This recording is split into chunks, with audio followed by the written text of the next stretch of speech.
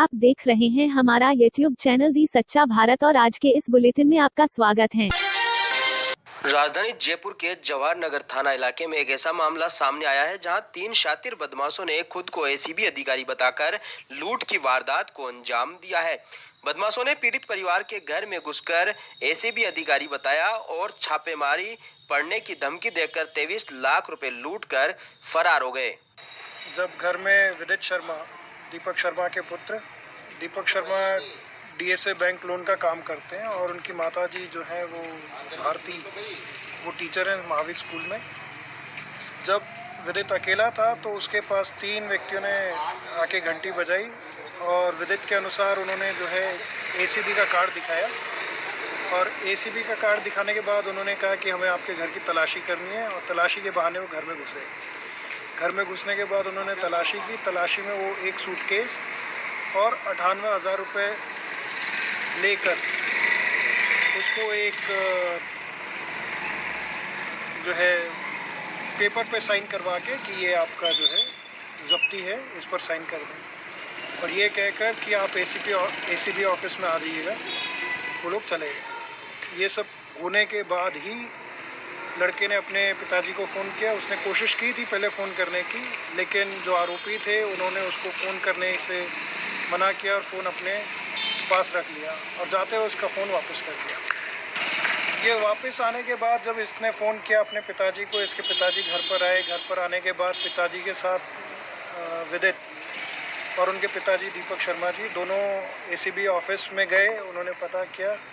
वहाँ से जब उन्हें क्लियर हुआ कि ऐसी कोई कार्रवाई एसीबी से नहीं हुई है, उसके बाद उन्होंने थाने को संपर्क किया और सूचना दी। लूट की वारदात की सूचना मिलते ही पुलिस के आला अधिकारी और क्राइम ब्रांच की टीम भी मौके पर पहुंची और घटनास्थल का मौका मुआयना किया गया। पुलिस आसपास के सीसीटीवी फुटेज खंगालकर बदमाशों की तलाश में जुटी हुई है। बंगाल में पहले चरण के लिए थोड़ी देर में डाले जाएंगे वोट। पुरुलिया, बांकुड़ा, झारग्राम समेत 5 जिलों की 30 सीटों पर मतदान। बंगाल में पहले चरण में 191 उम्मीदवार चुनावी मैदान में। करीब 73 लाख वोटर करेंगे फैसला।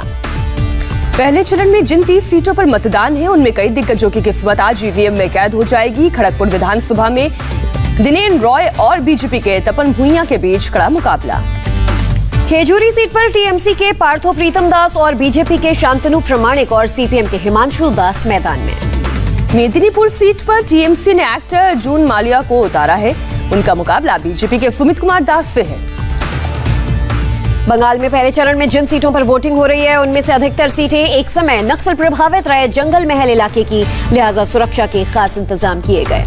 साल 2019 में हुए आम चुनाव में क्षेत्र की अधिकांश सीटों पर बीजेपी को जीत हासिल हुई थी।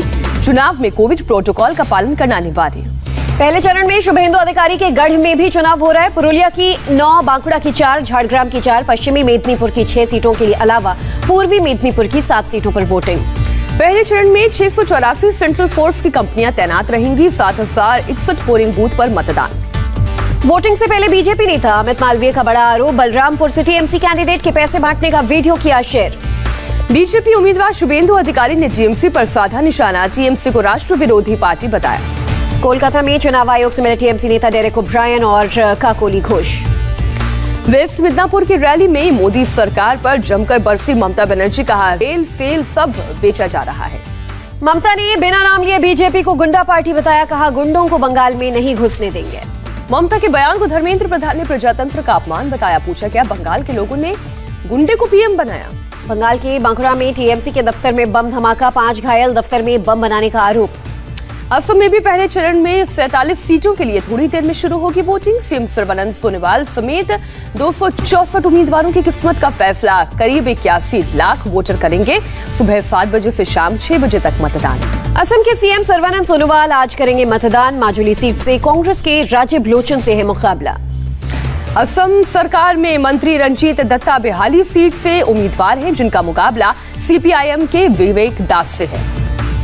विधानसभा अध्यक्ष हितेंद्र नाथ गोस्वामी जोरहाट सीट से मैदान में। उनका मुकाबला एक बार फिर कांग्रेस के राणा गोस्वामी से। असम के मोरीगांव में गृह मंत्री अमित शाह की रैली। बदरुद्दीन अजमल पर लैंड जिहाद का आरोप लगाया। शाह ने कहा असम में लव जिहाद और लैंड जिहाद के खिलाफ कानून लाएंगे। पूर्व पीएम मनमोहन सिंह की अपील, वोट उसी को दें जो संविधान और लोकतांत्रिक मूल्यों का पालन करे। मनमोहन सिंह का बयान, असम को धर्म, कल्चर और भाषा के आधार पर बांटा जा रहा है। भारतीय जनता पार्टी के राष्ट्रीय अध्यक्ष जेपी नड्डा ने चेन्नई में रोड शो किया, भारी तादाद में उमड़े समर्थक। बीजेपी के राष्ट्रीय अध्यक्ष जेपी नड्डा केरल में 2 चुनावी सभाओं को करेंगे संबोधित, रोड शो भी करेंगे। केरल में आज राहुल गांधी का कई कार्यक्रम, कई चुनावी सभाओं में करेंगे संबोधन, मंदिर में पूजा अर्चना का भी कार्यक्रम। बंगाल के मुर्शिदाबाद में आज ओवैसी की रैली, एसएन हाई स्कूल मैदान में 1 बजे चुनावी सभा को करेंगे संबोधित। पीएम मोदी का बांग्लादेश दौरे का आज दूसरा दिन, जशोरेश्वरी काली मंदिर में करेंगे पूजा अर्चना। पुजारी दिलीप मुखर्जी का बयान, कहा पीएम मोदी का मंदिर दर्शन के लिए आना गर्व की बात है। ओराकांडी में भी मथुआ मंदिर में पीएम मोदी करेंगे पूजा अर्चना, मंदिर में भव्य सजावट, मथुआ समाज का बंगाल की करीब 30 सीटों पर असर। पीएम मोदी आज गोपालगंज के तुंगीपाड़ा में बंगबंधु समाधि परिसर पहुंचेंगे, जहां वो शेख मुजीबुर रहमान को श्रद्धांजलि देंगे। बांग्लादेश के पीएम के साथ प्रतिनिधि स्तर की बैठक भी होगी, जिसमें दोनों देशों के बीच कई समझौतों पर हो सकते हैं हस्ताक्षर। आज शाम बांग्लादेश के राष्ट्रपति अब्दुल हामिद से पीएम मोदी करेंगे मुलाकात, दोनों देशों के बीच रिश्तों को और मजबूत करने पर रहेगा जोर। लिबरेशन डे समारोह में पीएम मोदी का संबोधन, कहा बांग्लादेश की आजादी मेरा पहला आंदोलन रहा, हिस्सा बनना गर्व की बात। पीएम बोले इंदिरा गांधी ने मुक्ति संग्राम में बहुत बड़ी भूमिका निभाई, अटल जी ने संसद में कहा था हम नया इतिहास बना रहे हैं। पीएम के सामने बांग्लादेश के कलाकारों ने परफॉर्मेंस भी दी, गाने की धुन पर हाथों से थाप बजाते नजर आए पीएम मोदी। राष्ट्रगान के साथ कार्यक्रम की शुरुआत की गई, समारोह में धार्मिक ग्रंथों का भी पाठ किया गया। दुनिया भर के नेताओं ने बधाई संदेश बांग्लादेश भेजे, ब्रिटेन और पाकिस्तान के पीएम भी शामिल। पीएम मोदी ने बंगबंधु शेख मुजीबुर रहमान की बेटी को सौंपा गांधी शांति सम्मान। बांग्लादेश में पीएम मुजीब जैकेट पहने नजर आए, बांग्लादेश के राष्ट्रपिता को जैकेट पहनकर दी श्रद्धांजलि। महाराष्ट्र में 28 मार्च से पूरे राज्य में रहेगा नाइट कर्फ्यू, कोरोना केस बढ़ने की वजह से उद्धव ठाकरे का ऐलान। कोरोना के हालात को लेकर सीएम ठाकरे की मीटिंग, सभी डीएम, एसपी समेत कई अधिकारी रहे मौजूद। नागपुर में कोरोना के 24 घंटे में 4095 नए केस, 24 मरीजों ने गंवाई जान। छत्तीसगढ़ में एक दिन में 2665 कोरोना संक्रमित, 22 की मौत। सीएम उद्धव ठाकरे ने सनराइज हॉस्पिटल का जायजा लिया, कहा मॉल में अस्पताल चलाने के लिए दी गई थी तात्कालिक इजाजत, मृतकों के परिजनों को मुआवजा। पीएमसी बैंक घोटाले के आरोपी राकेश वाधवान का है ड्रीम मॉल, 2009 में बनकर तैयार हुआ था मॉल। देश में अक्टूबर 2020 के बाद आए सबसे ज्यादा कोरोना के केसेस, 24 घंटे में 62,276 नए पॉजिटिव मामले, 292 मरीजों की मौत। 3 महीने बाद कंटेनमेंट जोन 1000 के पार। मध्य प्रदेश में 2091 नए केस सामने आए, 9 मरीजों की मौत, 5 और शहरों में लगाया गया रविवार को लॉकडाउन। भोपाल में अब रात 9 बजे से सुबह 6 बजे तक बाजार बंद रहेंगे, रविवार को टोटल लॉकडाउन रहेगा। भोपाल में सभी धार्मिक स्थलों को बंद करने का ऐलान, रैली और धरने पर भी रोक। गुजरात में कोरोना ने रिकॉर्ड तोड़ा, 24 घंटे में 2190 नए मरीज मिले, 6 की मौत, अब तक का सबसे ज्यादा बड़ा आंकड़ा। पंजाब में भी कोरोना केस ने तोड़ा रिकॉर्ड, 24 घंटे में 3176 केस, 59 लोगों की कोरोना से मौत। कोरोना के कारण हरिद्वार महाकुंभ के समय में कटौती, इस बार 3.5 की जगह 1 महीने का होगा कुंभ मेला। हरिद्वार में 1 से 30 अप्रैल तक कुंभ मेले का आयोजन, कुंभ में आने के लिए कोविड नेगेटिव रिपोर्ट जरूरी। कर्नाटक में कोरोना के 2566 केस मिले, 1207 डिस्चार्ज, 19 की मौत।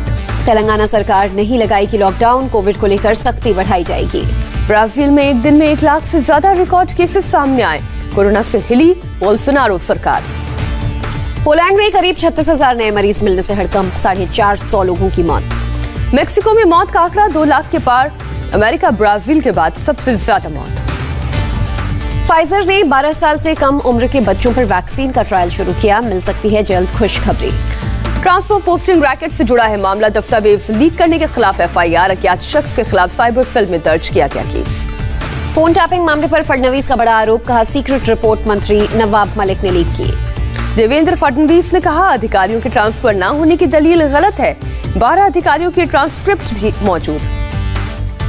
एनआईए सूत्रों के मुताबिक स्कॉर्पियो में धमकी भरा खत रखना भूल गया था सचिन वाजे, दोबारा जाकर रखा खत। एनआईए सूत्रों का दावा, दूसरी बार इनोवा कार के नंबर प्लेट को बदलकर एंटीलिया के बाहर गया था वाजे। यूपी के सीएम योगी का महाराजगंज दौरा, आज कई कार्यक्रमों का उद्घाटन और शिलान्यास करेंगे।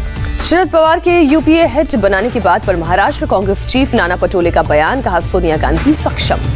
राहुल गांधी पर सीएम योगी आदित्यनाथ का हमला, कहा कांग्रेस के पतन की वजह है राहुल। यूपी पंचायत चुनाव की अधिसूचना जारी। 4 चरणों में होंगे पंचायत चुनाव। 15, 19, 26 और 29 अप्रैल को होंगे मतदान। भारत और पाकिस्तान के बीच ब्रिगेड कमांडर लेवल की फ्लैग मीटिंग, कुछ पुंछ और रावलकोट क्रॉसिंग पॉइंट पर बैठक। दिल्ली में दक्षिण कोरिया के रक्षा मंत्री को सुषमा स्वराज भवन में गार्ड ऑफ ऑनर दिया गया। विदेश मंत्री एस जयशंकर 30 और 31 मार्च को तजाकिस्तान के दौरे पर रहेंगे। वहां के विदेश मंत्री ने भेजा है न्योता। बांग्लादेश से पश्चिम बंगाल में महिला ने घुसपैठ की कोशिश की, बीएसएफ ने मानवीय आधार पर सौंपा। मुंबई में रिश्वत कांड पर सीबीआई का एक्शन, एक सुपरिटेंडेंट समेत कई आरोपी गिरफ्तार। पुणे में कैंप इलाके में फैशन स्ट्रीट की दुकानों में लगी भीषण आग, लाखों का माल जलकर खाक। दुकानों में कपड़े और प्लास्टिक होने की वजह से आग हुई बेकाबू। घटना की सूचना मिलते मौके पर पहुंची दमकल की 15 से ज्यादा गाड़ियां। दिल्ली पुलिस ने छतरपुर इलाके में मुठभेड़ के दौरान कुख्यात बदमाश अरुण नागर को गिरफ्तार किया। अरुण नागर पुलिस को देखकर फरार होने की कोशिश कर रहा था। पुलिस को देखते अरुण नागर ने फायरिंग शुरू कर दी। क्राइम ब्रांच के सब इंस्पेक्टर हरबीर सिंह गोलीकांड में बाल बाल बचे। बुलेट प्रूफ जैकेट पर लगी गोली। त्रिपुरा में बीजेपी कार्यकर्ताओं से भरा मिनी ट्रक पेड़ से टकराया, 5 की मौत, 6 लोग घायल। सुप्रीम कोर्ट का बड़ा फैसला, मुख्तार अंसारी को 2 हफ्ते में यूपी शिफ्ट करने का आदेश। मुख्तार अंसारी को भेजा जाएगा बांदा जेल, यूपी की अदालत में चलेगा ट्रायल। निकिता तोमर हत्याकांड में आरोपी तौसीफ और रेहान को उम्र कैद की सजा, 20-20 हजार का जुर्माना भी लगा। लखनऊ में मॉडल से गेस्ट हाउस में गैंगरेप, 2 युवकों पर आरोप। उत्तराखंड के मुख्य सचिव का बयान, बोले राज्य में कोविड के हालात के मद्देनजर होली समारोह के दौरान 50 से अधिक लोगों को इकट्ठा होने की अनुमति नहीं। बिहार के मुख्यमंत्री नीतीश कुमार ने राजगीर में नेचर सफारी का उद्घाटन किया। कहा, जब यहाँ जू सफारी शिलान्यास हो गया और मैं इसे देखने आया तो हमें ख्याल आया कि राजगीर बहुत नेचुरल जगह है। मध्य प्रदेश के सीएम शिवराज सिंह चौहान का बयान, आने वाले 5 साल में खजुराहो को आइकॉनिक सिटी बनाने के लिए सारे प्रयास किए जाएंगे। बेहतर कनेक्टिविटी के लिए किया जाएगा काम। आगरा जीआरपी और झांसी जीआरपी का ज्वाइंट ऑपरेशन, 210 लापता बच्चों को बरामद कर उनके परिवार तक पहुंचाया गया। सऊदी अरब में यमन बॉर्डर पर तेल के टैंक पर ड्रोन से हमला, हौथी विद्रोहियों पर हमले का आरोप। म्यांमार में आंग सान सू की के पार्टी मुख्यालय पर पेट्रोल बम से हमला, पार्टी के कुछ नेताओं पर छिपे होने का आरोप। भारत ने इजरायल के साथ फिर निभाई दोस्ती, यूएनएचआरसी में फिलिस्तीन वाले प्रस्ताव पर नहीं की वोटिंग। दक्षिण मिस्र में बड़ा ट्रेन हादसा, 32 लोगों की मौत, 66 से ज्यादा लोग घायल। स्वेज नहर में जहाज फंसने से मुसीबत जारी, ट्रैफिक में अटके 237 समुद्री जहाज, करोड़ों की सामान सप्लाई पर लटकी तलवार। स्वेज नहर में फंसे जहाज का पूरा क्रू भारतीय, कंपनी ने कहा सभी 25 सदस्य सुरक्षित। टाटा ग्रुप की बहुत बड़ी जीत, ग्रुप के एग्जीक्यूटिव चेयरमैन पद पर साइरस मिस्त्री को बहाल करने के फैसले पर लगाई रोक। आरबीआई गवर्नर शक्तिकांत दास का बड़ा बयान, बोले इकोनॉमिक ग्रोथ पर नहीं पड़ेगा कोरोना के सेकेंड वेव का असर। वनडे सीरीज में इंग्लैंड ने किया पलटवार, दूसरे वनडे मुकाबले में टीम इंडिया को 6 विकेट से हराया, सीरीज 1-1 से बराबर। 8 अप्रैल को होगी श्रेयस अय्यर के कंधे की सर्जरी, इस साल नहीं खेलेंगे आईपीएल। और श्रीलंका के तेज गेंदबाजी कंसल्टेंट बने रहेंगे चामिंडा वास, पिछले महीने वास ने पद से दिया था इस्तीफा। और ऐसे ही नए अपडेट पाने के लिए द सच्चा भारत चैनल को सब्सक्राइब कीजिए। धन्यवाद।